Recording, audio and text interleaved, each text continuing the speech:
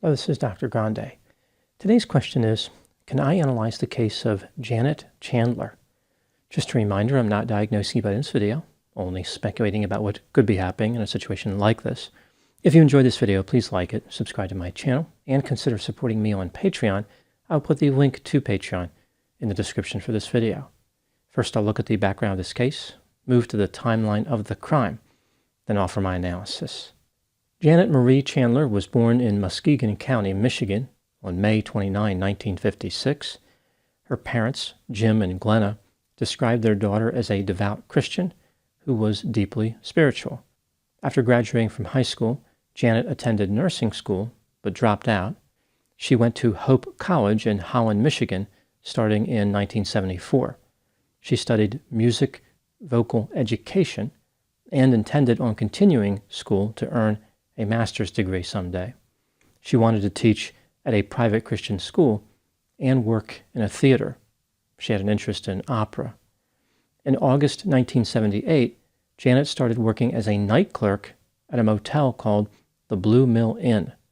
She was hired by her friend, Lori Ann Swank, who was the manager of the motel. Janet and Lori lived together in an apartment. The Blue Mill Inn was considered a crude and dangerous place. Many of the people coming and going were described as shady. To call the Blue Mill Inn run-of-the-mill would have been paying it a compliment. It would have been more accurate to say that people desired to run from the mill. In October 1978, the conditions at the motel only worsened. Workers at a local chemical plant in Holland, Michigan, went on strike, and some engaged in violence. This strike continued into 1979. The owners of the plant hired security guards and had them stay at the Blue Mill Inn. There were about 80 security guards who stayed there on a temporary basis. Now moving to the timeline of the crime. On January 31, 1979, just after 2 a.m., a 39-year-old security guard named Robert Michael Lynch called 911 from the Blue Mill Inn. He reported that he thought a robbery had occurred. Robert claimed that he was on the phone with 22-year-old Janet Chandler when he heard an intruder barge into the office where she was. After the police arrived on the scene, witnesses told them that Janet had been kidnapped in a motor vehicle. The police noticed that $510 was missing from the office. The police did not know for certain that Janet had been kidnapped, but they investigated the case as if she had been. The next day, February 1, at about 1:30 a.m., Janet's body was discovered by a snowplow driver on Interstate 196. She was in the woods in one of the interstate turnarounds. Investigators determined that she had been strangled and that her body showed signs of recent sexual activity. The police interviewed many people, including the security guards who stayed in the Blue Mill Inn, but they were not able to determine who murdered Janet. About 2 weeks after the murder, the strike at the chemical plant ended, and the security guards dispersed across the country. The case went cold and remained that way for over 20 years.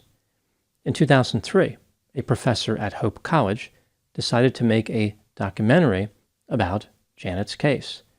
He involved his film class in the project. The students interviewed people who knew Janet, as well as many of the suspects in her murder. The documentary led the police to taking a renewed interest in the case. They tried to track down all the people who could have been involved. Investigators were hoping to catch them off guard. They managed to find Lori Ann Swank, Janet's roommate and supervisor. Lori accused Janet of having sex with the security guards who were staying at the Blue Mill Inn. She claimed that Janet was having sex with the lead security guard, a man named Arthur Paiva, who went by the name Carl.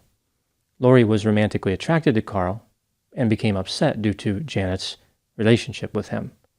Her jealousy led to Lori telling Carl that Janet was having sexual relationships with several security guards, not just him. Investigators spoke to Robert Michael Lynch. He was the security guard who called 911 to report the robbery. After speaking with him many times over the course of months, Robert finally confessed to being involved in Janet's murder. He implicated several other individuals, including Carl and Laurie. Here's what happened, according to Robert. Carl was mad about Janet having sex with other security guards. He came up with a plan to get revenge on her. He conspired with Robert and other guards. Carl told Janet that they were planning a party for her at the chemical factory. During the early morning hours of January 31, 1979, the conspirators blindfolded Janet and took her to a guest house where Carl had been living temporarily. He was the lead guard, so he had special accommodations. This guest house was on the grounds of the chemical plant. The party was attended by not only the conspirators, but by a few other people who were not involved in the crime. The conspirators committed many assaults of a sexual nature against Janet before murdering her and disposing of her body. Robert admitted to the police that he was the one who technically carried out the murder. He strangled Janet with a belt and beat her. He claimed that he did not intend to kill her. In February 2006, Robert was arrested and charged with murder. He was offered a plea deal. If he testified against his conspirators, he would be permitted to plead guilty to second-degree murder.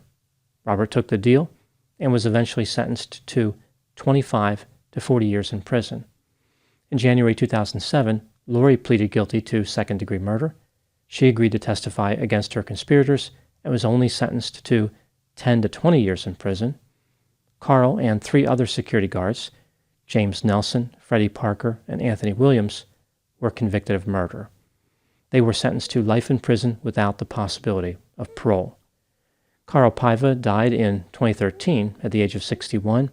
He spent his time in prison trying to convince people that he was not at the fatal party, despite the fact that the party was held in his temporary residence. Everyone knew he was a party to the crime. Lori Ann Swank was released from prison in 2016. James Nelson died in 2020. Robert Lynch could be released as early as 2026 or as late as 2030. The police said that 2 or 3 other people at the party may have been involved in Janet's murder as well, but they were never able to prove it. Now moving to my analysis. Here are my thoughts on a few areas that stood out to me in this case. Item number 1, Janet Chandler had been taught very conservative values by her family. She was committed to her faith and tried to avoid people who she viewed as rough or delinquent. She did not have many friends. Janet was kind of an outcast and a loner, but not because she wanted to be. Her parents restricted who she could interact with.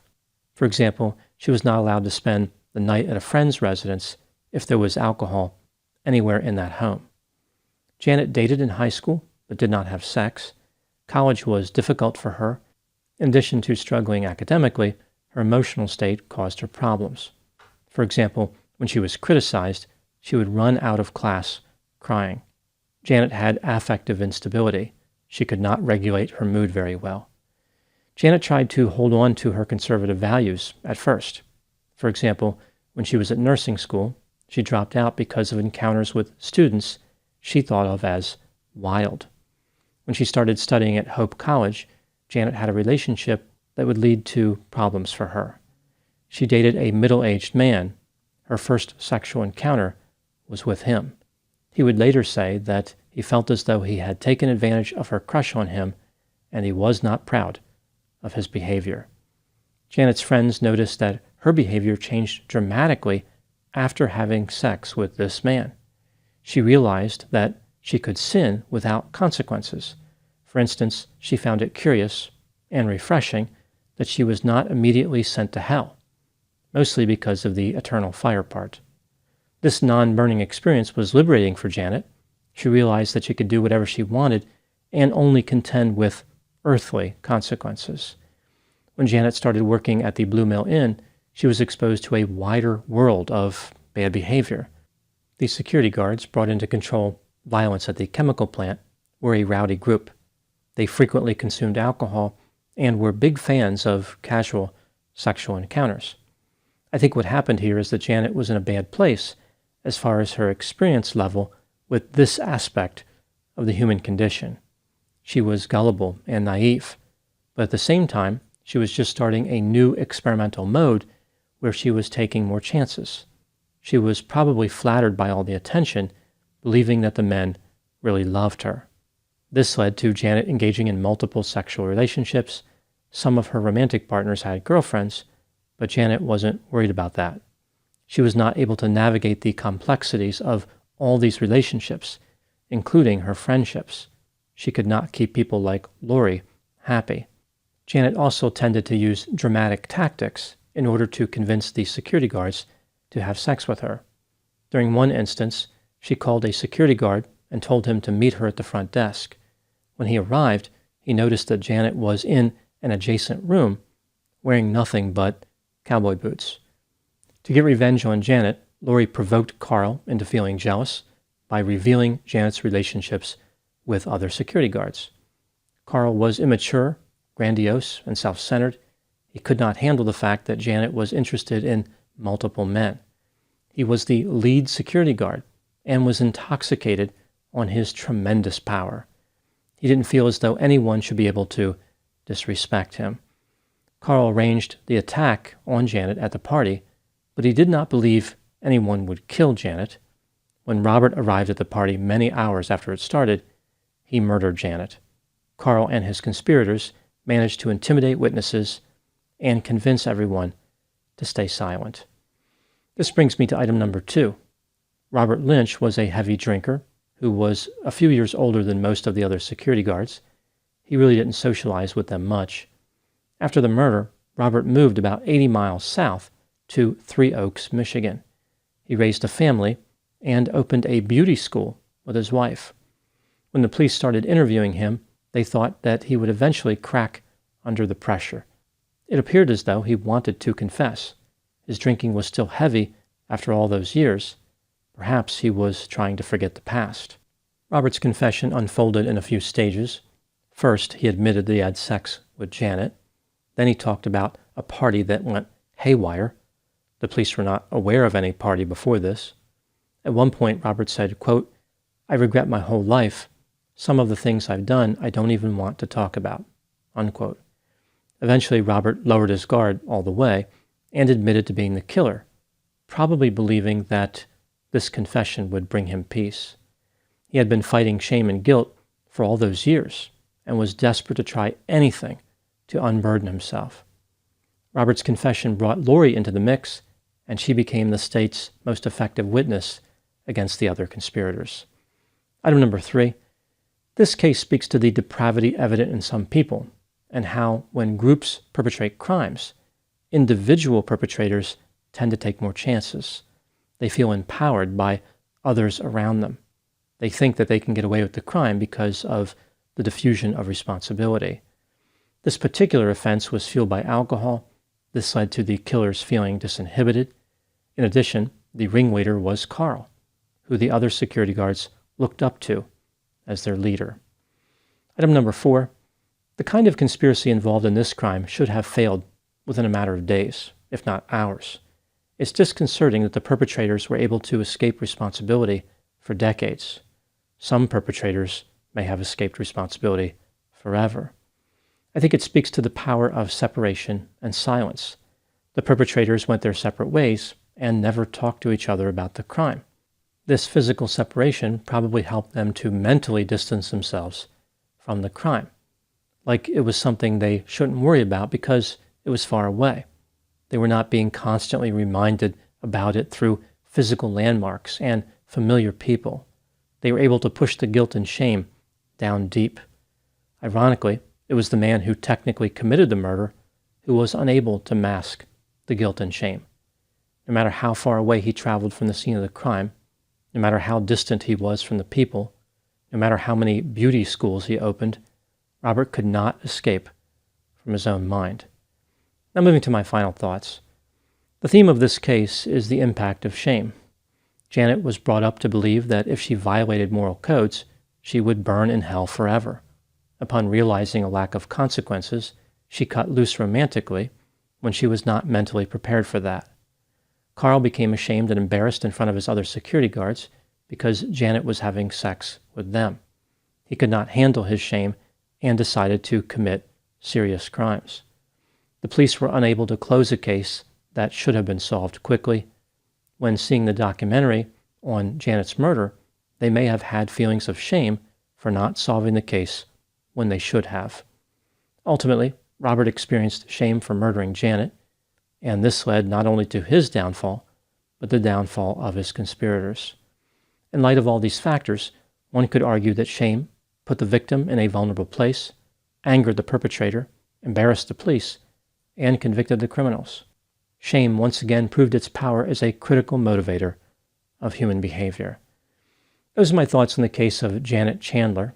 Please put any opinions and thoughts in the comment section. They always generate an interesting dialogue. As always, I hope you found my analysis of this topic to be informative. Thanks for watching.